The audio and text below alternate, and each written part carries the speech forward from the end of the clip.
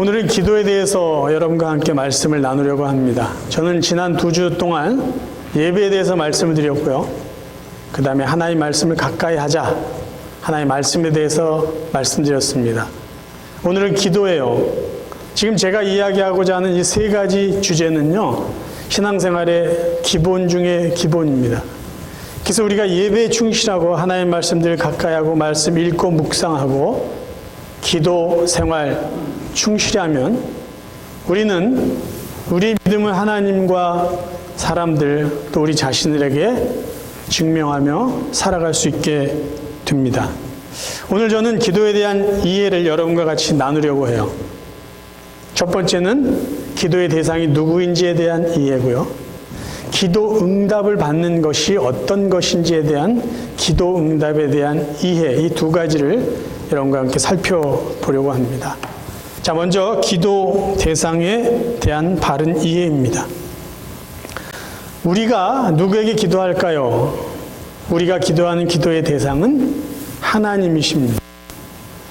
우리가 누구에게 기도하는지 이 누구에게를 정확히 이해하면요, 무엇을 기도하는 것이 그렇게 중요하지 않다라는 것을 여러분이 알 수 있을 것입니다.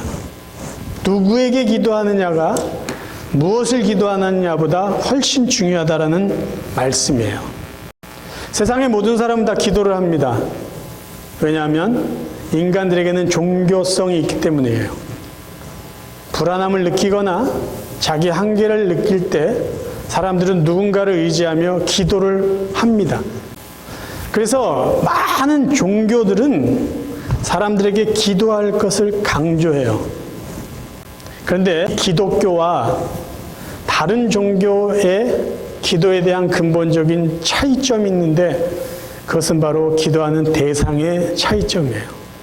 우리는 살아계신 하나님 앞에 기도합니다. 그런데 타 종교에서는요, 하나님이 창조하신 피조물에게 기도를 해요. 기껏해야 사람이고요, 아니면 자연 만물이에요. 아니면 사람이 만든 그 어떤 형상을 두고 기도를 합니다. 그럼 그들이 기도하고 의지하는 그 사람도 살아있는 사람이 아니라 이미 죽은 사람이에요. 예를 들면 부처, 마리아, 맹자, 공자, 그 어떤 들 이미 죽은 인간에 불과합니다. 그리고 더 답답한 거요, 자연에 의지하고 자기의 어떤 아쉬움을, 답답함을, 힘든 것을 기도하죠. 나무, 돌, 바다, 산, 그리고 그걸 잘라서 자기가 무언가를 만들어서 자기가 만든 그것을 의지하고 기도합니다. 성경은 그런 사람이 참 어리석다라고 이야기를 해주고 있어요. 시편 115편 말씀을 읽어드리겠습니다. 그들의 우상들은 은과 금이요 사람이 손으로 만든 것이라. 입이 있어도 말하지 못하며 눈이 있어도 보지 못하며 귀가 있어도 듣지 못하며 코가 있어도 냄새 맡지 못하며 손이 있어도 만지지 못하며 발이 있어도 걷지 못하며 목구멍이 있어도 작은 소리조차 내지 못하느니라. 우상들을 만드는 자들과 그것을 의지하는 자들이 다 그와 같으리로다. 그래서요, 우상들에게 또 이미 죽은 어떤 그 인간의 자연 만물에 그것을 의지하고 거기에 기도하는 사람들은요, 아무리 정성을 들이고 아무리 많은 시간을 바쳐도 그들의 기도의 행위는요, 헛수고예요. 단지 속풀이나 하소연에 불과합니다. 사람이 속에 있는 것을 다 쏟아낼 때 좀 속이 좀 편해지는 그 이상의, 그 이하의 효과도 없다라는 거예요. 사람들은 그럼에도 불구하고 기도하려고 해요. 그런데 그들의 기도는 헛수고에 불과하다는 것이죠. 그러나 우리는 누구에게 기도합니까? 살아계신 창조주 하나님, 우리를 사랑하시는 하나님이세요. 그럼 우리가 기도하는 그 하나님에 대해서 조금 더 구체적으로 살펴봅니다. 성경은 하나님을 아버지라고 우리에게 가르쳐주고 계세요. 예수 그리스도께서 우리에게 주신 많은 은혜 중에 정말 귀한 은혜 중에 은혜는 뭐냐면요, 하나님을 아버지라고 부를 수 있도록 우리에게 특권을 주셨다는 거예요. 오늘 우리가 읽은 누가복음 11장은 예수님의 제자들이 우리도 요한의 무리들처럼 우리만의 기도문을 좀 갖고 싶습니다, 기도하는 것, 기도를 가르쳐 주세요라고 했을 때 예수님이 가르쳐 주셨어요. 먼저는 주기도문, 우리가 아는 주기도문이에요. 그 다음에 이제 비유를 들어서 기도에 대해서 가르쳐 주셨어요. 근데 예수님이 제자들에게 이렇게 기도해라고 가르쳐 주면서 맨 먼저 언급한 것은 하나님을 아버지라고 불렀다는 것이죠. 놀라운 사건입니다. 누가복음 11장 2절, 예수께서 이르시되 너희는 기도할 때 이렇게 하라, 아버지여. 이 아버지라는 것이 기도의 출발이고요, 우리가 기도하는 대상이 누구인지를 정확하게 알려주는 단어예요. 우리가 누구에게 기도합니까? 아버지에게 기도해요. 아버지, 창조주 아버지, 우리를 사랑하시는 아버지. 그래서 이 기도하는 우리의 기도의 대상이 아버지라는 것을 우리가 정확히 알면요, 내가 무엇을 얼만큼 자세히 기도할 거냐, 그건 그렇게 중요하지 않은 문제다라는 것이에요. 근데 우리에게 아쉽고 조금 불행한 것이 뭐냐면, 하나님을 아버지라는 개념으로 이해할 때 걸림돌이 있어요. 그 걸림돌이 뭐냐면 육신의 아버지와의 경험이라는 거예요. 그러니까 하나님은 아버지입니다 이렇게 이야기를 하면 성경에서 알려주고 이해시키려고 하는 아버지의 개념보다는 그 아버지 하면은 우리 자신의 육신의 아버지를 연상시키고 그 아버지를 통해 하나님을 이해하려고 하다 보니까 하나님에 대한 이해 폭이 굉장히 좁아질 수밖에 없어요. 대부분 육신의 아버지와의 그 경험들이요, 너무 좋고 너무 감사하고 아름다운 추억을 가진 사람보다 그렇지 않은 사람들이 더 많습니다. 성경에서 말해주는 하나님을 아버지라 묘사한 것의 대표적인 것이 누가복음 15장입니다. 탕자의 이야기에서 나오는 아버지의 모습이에요. 우리가 잘 아는 이죠. 둘째 아들이 아버지 빨리 죽었으면 좋겠어요. 그래야 내가 유산을 갖죠. 그런 아주 불효막심한 마음으로 아버지에게 유산을 미리 챙겨서 나가요. 거짓골이 돼가지고 돌아와요. 부끄러우니까 아버지, 제가 아들이 아니라 아버지 집에 종으로도 살고 싶습니다. 굶어 죽고 싶진 않거든요. 그런 의미로 이야기해요. 그때 그 아버지는요, 아들의 잘못을 묻지도 않잖아요. 아들을 그 모습 그대로 받아줘요. 아들의 어떤 권위나 아들의 그 자리를 회복시켜 줍니다. 어떤 분들은 그 내용을 보면서 정말 아버지가 아들을 사랑했다라면 아들을 찾아 나갔어야 되지 않느냐 이렇게 반문하는 분도 있어요. 근데 여러분, 정말 사랑은요, 상호 간에 자발적이어야 돼요. 사랑이 강압적이면 진실된 사랑이 될 수 없고요, 일방적인 사랑이라면 온전한 사랑이 될 수 없습니다. 이 아버지가 굳이 찾아가서 그 아들 멱살을 잡고 끌고 들어오는 게 진정한 사랑일까요? 아버지의 마음은요, 네가 스스로 나갔다면 네가 다시 돌아오기를 기다리는 거예요. 자발적으로 기꺼이 상호 간에 섬기고 이해하고 사랑하는 그 사랑을 원했던 거죠. 그리고 성경에는 기다리는 아버지의 모습만 있는 것이 아니라 찾아 나가는 목자의 모습도 있습니다. 하나님은요, 자기를 떠난 인간에게 기다리시다 못해 찾아가십니다. 그리고 찾아가실 때 거절당할 그 아픔까지도 감당하시면서 다가가시고 기다리시고 다시 정신 차리고 돌아올 때 아무것도 묻지 않으세요. 아무것도 묻지 않으세요. 누가복음 15장에 있는 아버지처럼. 너 왜 그랬어? 내가 하지 말라고 그랬지. 너 무슨 짓 했어? 묻지 않으세요. 그냥 받아주세요. 언제든지 받아주세요. 그게 바로 성경에서 우리에게 보여주시는 아버지 하나님의 모습이에요. 우리가 이 하나님, 이 아버지를 바르게 이해하고 있으면요, 내가 그 아버지께 몇 가지를 기도했느냐, 혹시 이 아버지가 내가 원하는 게 모를까봐 자꾸 반복해서 기도하는 것, 그렇게 중요하지 않다라는 것을 깨달을 수 있을 것이에요. 두 번째, 하나님 아버지는요, 이야기하기를 원하시는 아버지예요. 이사야 1장 18절을 읽어드리겠습니다. 쉬운 성경입니다. 여호와의 말씀이다. 오너라, 우리 서로 이야기해보자. 너희 죄가 심하게 얼룩졌을지라도 눈처럼 깨끗해질 것이다. 너희 죄가 진홍색처럼 붉을지라도 양털처럼 희어질 것이다. 지금 하나님이 이스라엘 백성을 찾아가셨어요. 어떤 이스라엘 백성이냐면요, 하나님을 무시하고 하나님을 외면하고 하나님 앞에 제사 드리는 것 제대로 드리지 않고 성의 없이 죄지고 떠난 인간들을 하나님이 찾아가셨어요. 그리고 이렇게 말씀하세요. 우리 서로 이야기해보자. 너희들의 문제와 아픔이 뭐야? 내가 해결해줄게. 기도는요, 어떻게 보면 하나님이 시작하신 하나의 방법이라고도 말할 수 있어요. 떠난 인간을 찾아가셔서 꾸짖지 않으시고 이야기하자는 거예요. 함께 풀어보자. 대화해보자.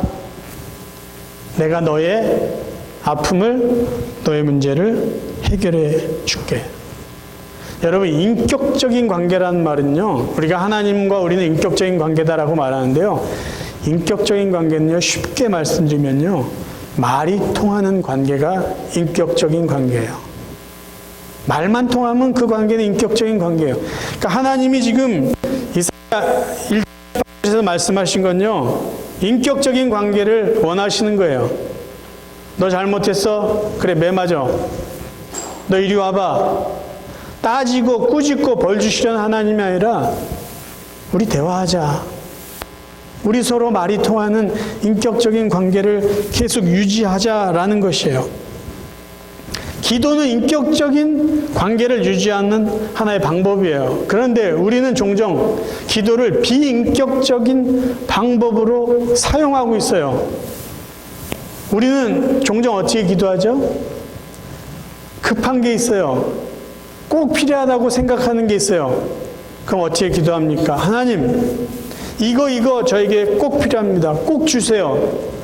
언제까지 필요합니다. 아셨죠?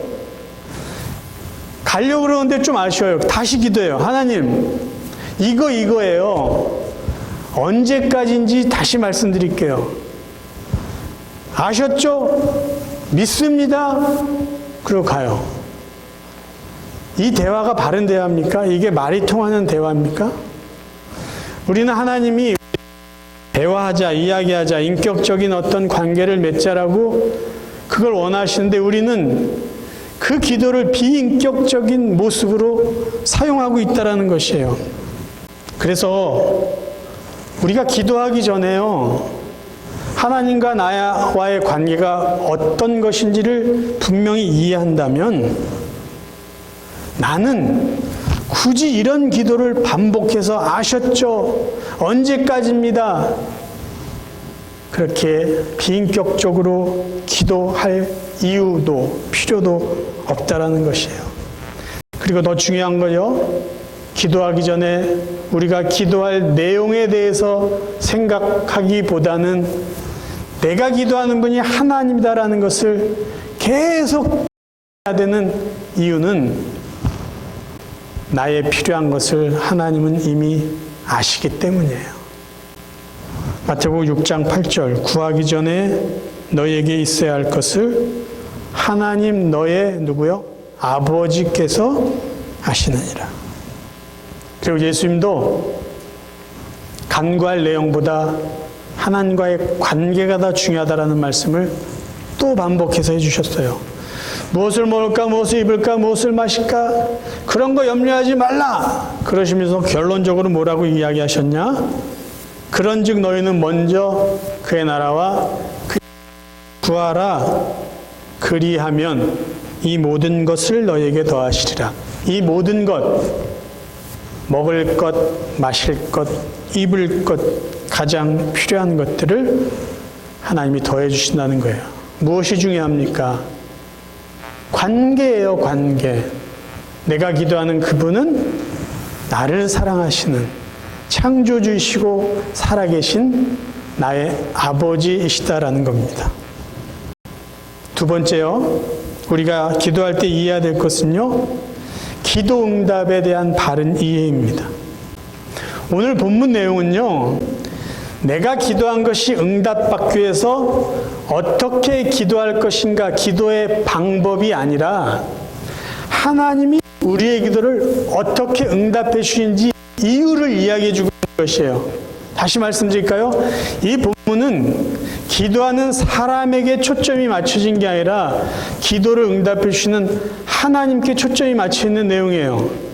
내가 어떻게 기도하면 응답받을까가 아니라 하나님은 우리의 기도를 왜 들어주시는가라는 것이에요. 그런데 이 본문을 우리가 하나님께 초점을 맞추지 못하고 기도하는 우리에게 자꾸만 초점을 맞춰야 되는 이유 중에 하나가 8절에 있어요. 예수님이 비유로 말씀하시면서 결론을 이렇게 이야기하죠.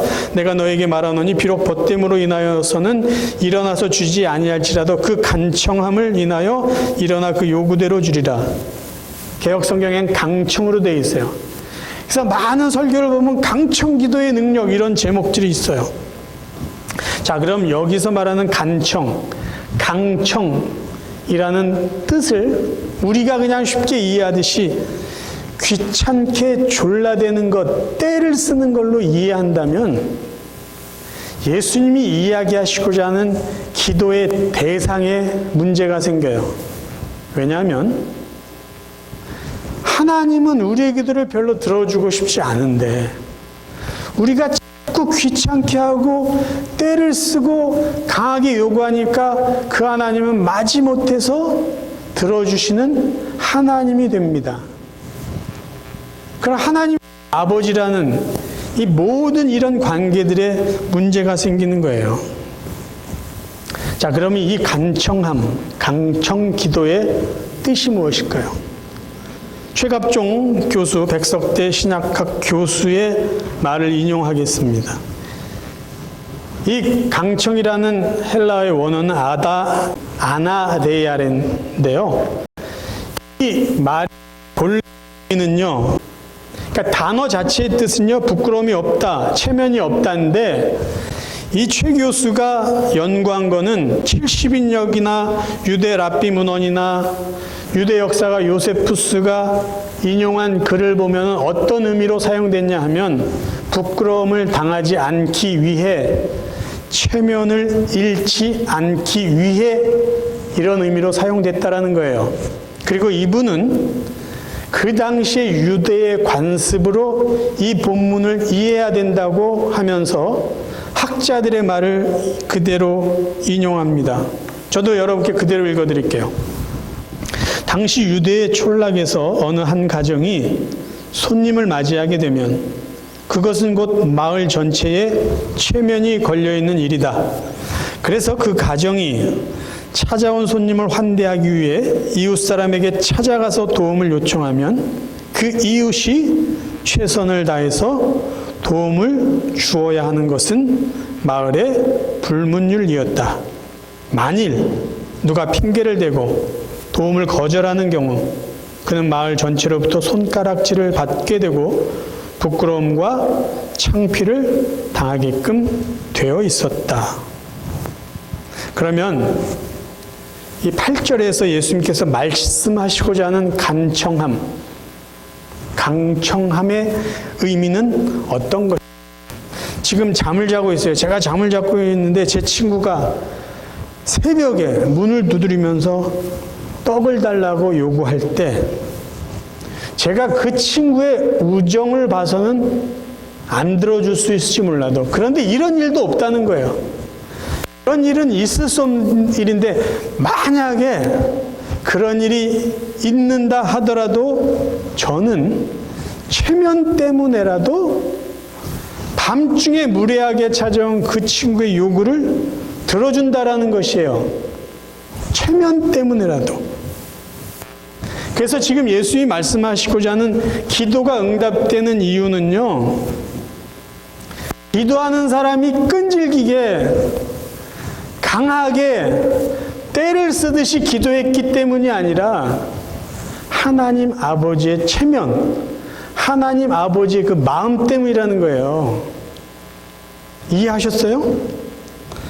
다르게 표현하면요, 아버지시기 때문에, 우리를 사랑하시기 때문에, 우리의 필요가 뭔지 아시기 때문에 우리의 기도를 들어주시는 거지, 우리에게 전혀 관심이 없는 분이 우리가 자꾸 때를 쓰니까, 시도 때도 없이 귀찮게 하니까 아우 정말 귀찮아 죽겠네, 그래서 우리의 기도를 들어주시는 분이 아니다라는 말씀이에요. 우리가 잘 아는 시편 23편 3절, 내 영혼을 소생시키시고 자기 이름을 위하여 의의 길로 인도하시는도다. 참 목자의 자존심은, 자부심은 어디에 있냐 하면요, 내가 기르는 양이 깨끗하고 실하게 잘 자라는 거예요. 그래서 양의 털에 쓰레기가 묻어있고 오물이 묻어있고 삐쩍 마른 그 양은 사람들로 하여금 이 양을 기르는 목자의 수준이나 실력을 평가하게 되는 거예요. 자, 다윗이 내 영혼을 소생시키시고 자기 이름을 위하여 의의 길로 인도하신도다. 무슨 말씀하고 있을까요? 하나님 우리의 참 목자됨을, 자기의 자존심을 걸고 자기의 이름을 걸고 우리를 지켜주신다라는 말씀이에요. 왜 우리의 기도가 응답됩니까? 내가 기도했기 때문이 아니에요. 내가 기도한 방법 때문이 아니에요. 하나님의 사랑에 근거하고 있기 때문에 우리의 기도가 응답되는 것이에요. 그러면 우리가 이 강청 기도에 대한 오해와 모순들이 있어요. 참 많은 사람들이 자꾸 기를 쓰고 기도하면 응답받는다라고 자꾸 생각해요. 그래서 응답되지 않으면 내가 기를 좀 더 썼어야 되는가? 내가 더 때를 썼어야 되는가? 그런 식으로 자꾸 기도 응답에 대해서 주춤주춤하고 있다라는 것이에요. 자, 강청 기도의 오해와 모순은요, 오해는 이거예요. 강청 기도는 믿음의 기도라는 거예요. 믿음으로 기도하는 것이 마치 기를 쓰고 기도하는 것으로 우리가 착각하고 있다라는 거예요. 여러분, 정말 믿음의 기도는 어떤 기도냐면요, 내가 때를 쓰지 않아도, 심지어 내가 기도조차 하지 않더라도 하나님이 나의 아버지이시기 때문에, 하나님이 나를 사랑하시는 살아계신 하나님이기 때문에 내 필요를 채워주실 것을 믿고 기도하는 게 믿음의 기도예요. 두 번째 모순은요, 강청 기도가 응답의 조건이고 방법이라면요, 우리는요, 기도의 주도권이 기도하는 사람에게 있게 됩니다. 기도 응답의 주도권은 하나님께 있어요. 하나님이 사랑으로 주시는 거예요. 내가 기도했기 때문이 아니죠. 만약에 기도 응답의 주도권이 기도하는 사람에게 있다면요, 우리는 어디에 더 신경을 써야 되는지 아세요? 기도의 방법이에요. 더 크게 소리를 질러야 돼요. 더 길게 기도해야 돼요. 남보다 더 많이 기도해야 돼요. 남보다 밥을 더 많이 굶던지, 남보다 잠을 더 자지 않던지, 남보다 더 소리를 크게 하든지, 요번에 기도 응답이 안 되면 다음에는 더 방법에 신경 써야 됩니다. 근데 그렇지 않다라는 것이에요.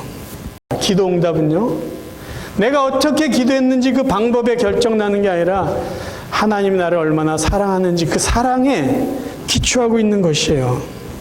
그래서 결론적으로 여러분의 기도가 응답받기를 원한다면은 우리는 강청하는 것보다 경청하는 것에 대해 신경을 써야 돼요. 하나님 앞에 기를 쓰고 때를 쓰고 기도하는 강하게 요구하는 것이 아니라 하나님 말씀에 귀 기울이는 것이 필요하다는 것이에요. 왠지 아세요? 진정한 기도 응답의 비결은요, 하나님의 말씀을 듣는 것에 있기 때문이에요. 요한복음 15장 7절, 너희가 내 안에 거하고 내 말이 너희 안에 거하면 무엇이든지 원하는 대로 구하라. 그리하면 이루리라. 하나님 말씀은 들을 생각도 안 하고요, 하나님이 원하는 대로 살려고 하지도 않고 강하게 요구만 해요. 그 기도는 바른 기도가 될 수 없어요. 예수님이 말씀하셨어요. 내 안에 거하고 너희가 내 말을 들으면, 내 말대로 살면은 무엇이든지 구하라 들어주시리라라는 말씀이에요. 말씀을 정리합니다. 저희들이 사는 동안에 정말 다급한 일이 생길 때가 있어요. 숨 막힐 정도로 어려울 때가 있어요. 자녀의 문제 때문일 수도 있고요, 우리 개인의 어떤 육체적인 문제일 수도 있어요.